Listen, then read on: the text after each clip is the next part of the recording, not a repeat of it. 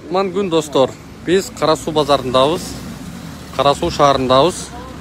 Буга чейин бир келип кеткенбиз, эсиңиздерде болсо. Ушул Карасуудагы базардагы бир тартиптин жоктугу, жергиликтүү бийликтин эч кандай бул нерсени жөнгө салбай кайдыгер мамиле кылгандыгы тууралуу ушул жергиликтүү тургундар кайрылды эле. Азыр Карасуу базарына келип ошол нерсени бир карасак дагы деле баягыдай эле да. Мына. Мындан да кылып коюп ар бири өзүнчө эле тосуп алыптыр да. Эме сизге байке квитанция берип айдоочуларга мындай эч кандай акча бербей эле өзүңүз эле ала бересизби? Же мэрияга кимдир бирөөгө акча бересизби? Мен нанымга акча алышым керек. 200 сом. Иштеген сукта турганыма. Жок, бул жем сиздин жер эмес да. Бул мэриянын кара онда өзүң, мен кете берейин. Жок, бул тур да өзүң. Жок, мэриянын жери да бул жер. Мэриянын жери башка эме. 200 сом эмес.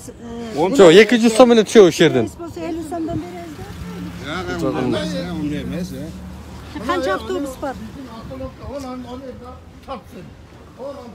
Bizim marşrutun apretinin astronomkası bu yer. Ушул жер. Рейс кыласыз бир күндө? 3 reis.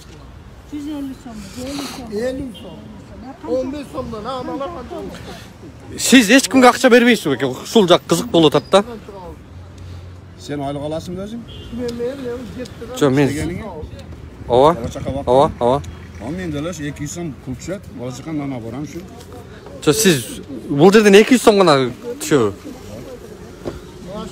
Эми болбойт да байкем. Кантип эле ошол 200 сом түшсүн эми. Онда иштеп көр өзүң бир күн. Жок, сиз азыр мэриядан эч кандай кагазыңыз жок. Жанагындай квитанция да бербейт экенсиз.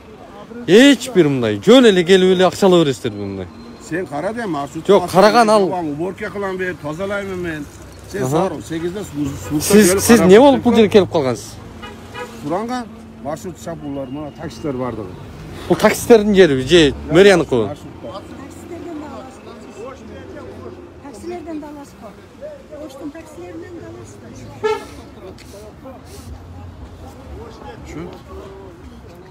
Ким сиздердин куратор? Куратор эмне деген? Жетекчиңиздер ким? Мына. Урматтуу достор, мына күбө болдуңар. Эч кандай бир эч кимди айтпайт. Ар ким өзү эле жерлер тосуп эле. Мына жерде Айдоочулардан, таксистерден эч кандай негиздеме жок эле акча ала берет экен да. Анан баягыда биз мэрияга барганбыз. Ошол айыл өкмөтүнө айтканбыз. Айыл өкмөт башчысын алып келип көрсөткөнбүз. Жакынкы күндөрү чечебиз, жолго салабыз, тартипке салабыз деген бойдон бизди узаткан. Азыр келдик. Баягы эле абал, баягы эле көрүнүш, баягы эле жагдай. Мына мындай айыл өкмөттөрдү эмне кылыш керек, эмне деш керек? Бул базар күндөр абдан абал чатак, абдан абал өкүнүчтүү болот экен. Анан эмне дешти деле билбей атам. Эже сиз айтып койбойсузбу? мен эми Катуураак айтыңыз. эмне деп айтсам болот да? Улукбек, сен өткөндө келип тартып кеткенсиң, анда да сен пятница күнү келгенсиң. Бүгүн да пятница, жума күнү келдиң. Ошого жумага байланыштуу базарда азыр кичине жеңилирээк, машиналар да аз. Анча мындай тыгын жок, Тыгын жок. Базар Бүгүн бирок ошо суббота, выходной күндөрү аябай машиналар тыгын болот. Ушунчалык адамдарга дагы мындай жагымсыз, мындай ыңгайсыздык жаратат да. Азыр өздөрү эле ментиктеп тосуп алып тургу азыр. Ошо эми өздөрү тосуп алат, өздөрү каалагандай эч жака төкпөйт. Демек бул жерде жергиликтүү бийликтин коррупциялык жолу да. Кыскасы мамлекетке түшпөйт. Ошентип сумканы асып алып эле элдер топтойт дагы. Каяка кеткени белгисиз. Эми Mına Saray Aylı hökümetinde olsa тазалыкка 110 000 акча төгүлөт экен. Ашкан акчасы каяка кетип атканы белгисиз. Аны биз эсептеп да чыкканбыз. Эбегейсиз көп акча топтолот. Жергиликтүү бийлик бир кандай иштеп атат мындай? Эмне болуп атат булар? Бая келгенде көп болдуңуз эле. Ошол абал дагы деле ошондой экен. Дагы эле ошондой эле абал. Мына наржак Яны өтүп кетели, көрөлү. өтүп кетип көрсөк болот. Бул Кара Суу базары чоң базар, достор. Аябай жашоочулар аймактардан келип, ушундай бир соода саттык жакшы жүрөт. Ошол базарды бүгүн бөлүп эле. Достор, бул жерде сиздерден мындай сөз болушу мүмкүн, мындай 20 сом же 50 сом болбогон акча депчи. Абдан чоң акча түшөт экен бул жакта. Бул тармакта абдан эбегейсиз чоң каражат чогулат экен. Анткени ошонун үстүндө мына айыл өкмөтүнүн толук түрдө бул жерде тиешеси бар окшойт. Себеби баягыда келип айтканда эскерткенбиз. Бирок дагы деле ошол бойдон эч бир мындай эмелер жок экен да. Саламатсызбы эже? Канча сомдон квитанция парковка? Атыңыз ким? Качандан бери иштейсиз бу жерде? 3 жылдан бери. Эмеңизчи, кагазыңыз барбы? Квитанцияңыз көрсөк болобу? Бир күндө канча машинага чыгарасыздар? Бул качанкы? 17-синдеги, 11-индеги. 11-inde эме болуп атыр, 17-синдеги экен. Бул канча? Жерде атабыз бияктап запасыбыз бар да. Кана дагы. Бул жерде 17-си деп турасыз, 17, мон кармап коесузбу? Жыртып алгандарыбыз бар да, ошолорду беребиз да. Кана? Даярдап алабыз дагы. Бизге бул запасыбыз да. Мына 17-синде төлөп бериптирсиз. 2 машина, 3 машина, 4 машинага төлөп. 4 эле машина кириптир 17-синде. Бул жакта не? Запасарым бар, ошону берем мен. Жок, Бул ошо жакта катар эч номерде кандай- болуш керек да. Эч бир мындай датасы жок азыр. Эч кандай датасы жок. Жөнөлүшчү. 17-сине. Кана бериңизчи. Анан ошол жазып атканда жыртып беремин. Бул канчасы? Мына бул жаңыларым. 3. Мында жазып алатпаймын, жыртып берип атам да. Бүгүн 30'u 11. ay деп атат булуңуз. Ошондо бергендерим да. Бир жагынан сен Так, мындай, толук этер канча сомдон акча бересиз? Кимге акча бересиз? Канат ал ким? Канат айыл өкмөттөгү? Казак. Бригадир Канат, Ал каякта азыр? Күнүнө канча сом алат ал? болгонун алат да. Болгону примерно. Арасында бери болгону. Ошо примерно канча? 700 алат. Күнүнө. Көп түшө керек, андан Бул жакта эч кандай квитанцияда бир эмелер жок да мындай. Жыртылганы. Бул жерде чоң дагы механизм эмне үчүн моундай болуп берилбейт. Жарымын кесет дагы көп учурда. Жарымын асан келсе асанга берет. Анан чыгып кеткенден кийин жарымын үсөнгө берет. Ошентип дагы могу налоговый дагы печать менен турган дүмүрчөктөрдүн баарысын ошентип эле акчага алышат да. Азыр каякта ошол бригадириңиз? Кайсы компания экен? Сарай тазалык. Бул мэриянын ичинде? Жок, Сарай айыл өкмөтүндө. Ошол муниципалдык эме да, мекеме да. Сарай айыл өкмөтүнө карайт.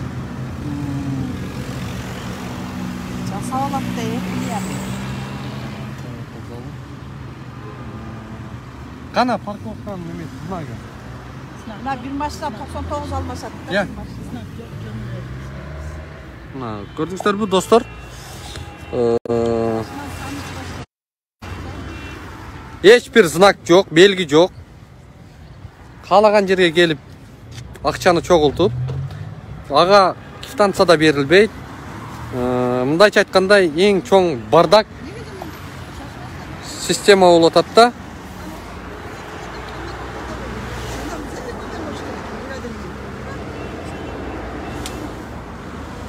Мына парковка экен.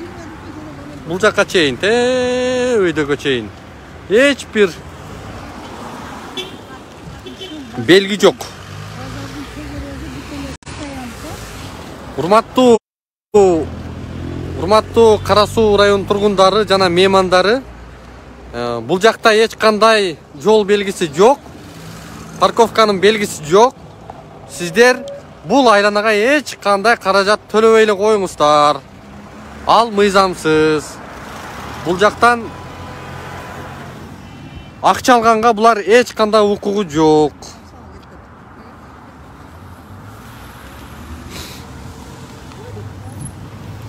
Эже, мындай кылалы, азыр ошо бригадириңизге айтыңыз.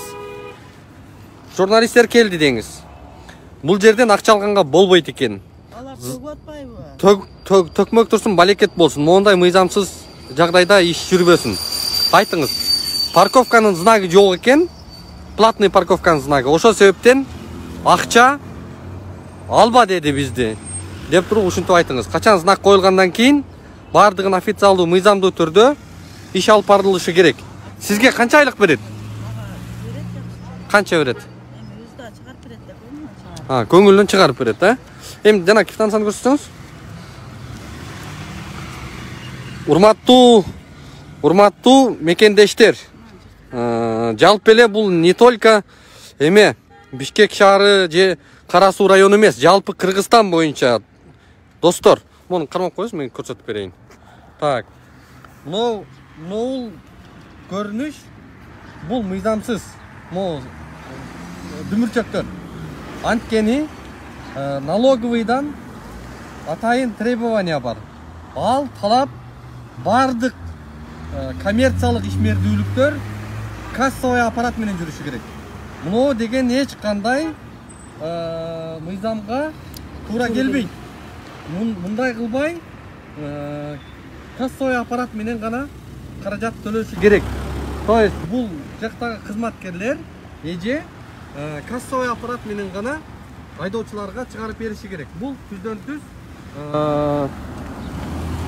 мыйзам бузуу болуп атат да. Себеби бул жакта чоң коррупциялык жолдор ачылган. Мисалы үчүн мына мэрияда иштейт экен. То есть Сарай айыл өкмөтүндө. Анан бул биздин эжекебиз өзүнүн мындай бир айлыгын официалдуу түрдө ошол Сарай айыл өкмөтү мына жактагы сарай тазалыктын бюджетине, ошолордун счетуна түшкөн каражаттан буларга официаль айлык бөлүнүшү керек. Мамлекеттик мекемеде план толтуруу деген система болбойт. Бул эмне деген мындай көрүнүш, жагдай. Мамлекеттик мекемеде, мамлекеттик кызматта иштеген биздин кызматкерлер булар мыйзамдуу иштеши керек. Анткени мыйзамдуулукту мамлекет талап кылат жарандардан. Өздөрү мыйзамды сакташы керек. Себеби булар азыр айлык албай, эч кандай социалдык төлөмдөр төлөбөй, налоговыйдан көрсөтүлбөйт, мисалы үчүн. Буларга канча айлык төлөнүшү керек, баарысы чөпкө көрсөтүлүшү керек. Болбосо мына нерсе менен бул алдамчылыктын жолу мэрия, жергиликтүү айыл өкмөтү баш болуп алдамчылыкты токтоткула. Мына туура эмес. Кассовый аппарат менен иштеши керек. Бул акчалар өкмөткө түшпөйбү? Бул акчалар Кудай билет. Мына квитанция 17-синде толтурулуптур мына. Трудовой жок. Трудовой кодекс мына. Тап койсоңуз. Трудовой келишим жок. Эмгек келишими жок деп атат бул жарандар. Эмне үчүн андай? Керек да бул. Анткени эсеп болушу керек. Эсеп кытап болуп, конкреттүү налоговый нормалар сакталышы керек. Эмгек келишими түзүлүп, ошонун негизинде айлык бөлүнүшү керек. Көңүлүнөн чыгарып айлык берет деген бул өтө уят нерсе. Бул бир эле Кара Сууда эмес, Кыргызстан боюнча парковкалардын чоң мыйзамсыздыгы мына ушунда болот. Булар парковка деп туруп, парковка менен коррупционный схема кылып алыш. Стоянканын айырмасы бар, достор. Стоянка бул түнкүсүн атайын коопсуздугу каралган аймакта муниципалдык жерден сырткары жерде болот. То есть мына жерлер булар стоянка болуп эсептелбейт. Жолдун четиндеги парковочный месталар булар стоянка деп айтылбайт. Стоянка деп ал өзүнчө бир сосмонун негизинде атайын башка аймакка курулат. Муниципалдык жердин четине стоянка деп койгонго вообще туура эмес. Бул парковка деп айтылат. Парковканын тарифи канча? Шаардык бийлик, жергиликтүү бийлик качан бекиткен тарифти? 20 сом деп эмне негизинде коюшкан? Кандай талаптар менен коюшкан? Мына ушундай нерселер ачык көрсөтүлсө болбойт да. Бул коррупциялык жол. Мына 17-синде толтуруп турмак. Караңыздар эми. 17-синде толтуруп 5 дүмүрчөктүн Бүгүн канчанчы числа? 19. 19. Ошо 4 эле 17-синен бери 4 эле машинадан алдыңбы, э? 4 машинадан алды деп мына налогыйга көрсөтүп атат да. Мына бул Калган түшкөн акчалар эмне үчүн бүгүнкү күндө парковкалар Бул өз иштегенсин коррупциялык жол менен иштеп атат дегенге далил мына. 2 күндө 4 дүмүрчөк берип атат. Андай кылбай налоговыйдан жанагы кассовый аппарат менен болсо, кассовый аппарат менен болгон болсо, мына ошондо мыйзамдуулук сакталмак. Анан бул жакта чоң мыйзамсыз жагдайлар болуп атат да. Биринчиден трудовой келишими жок иштеп атат бул жарандарыбыз. Экинчиден мына жака знак жок, белги жок. Үчүнчүдөн бул каражаттар кимдин негизинде, кандай негиздеме менен коюлду? Анан төртүнчүдөн мына налоговый нормалар чоң одоно бузулуп атат. Мына абдан уят нерсе. Налоговыйдагы коррупциянын белгисин мына кагазы көрсөтүп атат. Көрдүңүздөрбү? 17 деп турат.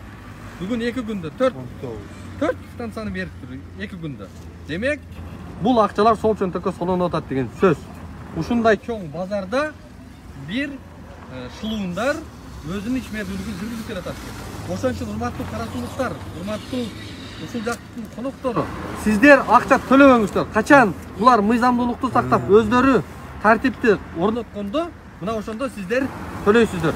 Анткени бүгүн биздин айдоочулар, жарандар, элибиз карапайымдарды эле эзгенге баардык тармак бийлик өтүп алды. Ал эми өздөрү мамлекет мыйзамдуулукту сактабай атат. Бул биздин трагедиябыз ушунда да. Ошон үчүн кимде ким кара сууга келсе, акча төлөбөгүлөр. Себеби негизи жок буларда. Мына көрдүңүздөр, же бир белги жок. Жылтейген чоң райондун, шаардын борборунда парковканын знагы жок болуп атат да, достор.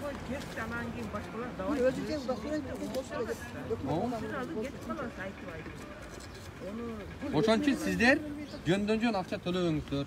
Атайын укугуңуздарды билиңиздер. Сизден эмне үчүн акча алып атат, сиз эмне үчүн акча берип атасыз, кандай негиздеме менен берип атасыз. Ошону ар бирибиз билгенде, ошондо биздин үстүбүздөн жеген баягы желмогуздар жоголот.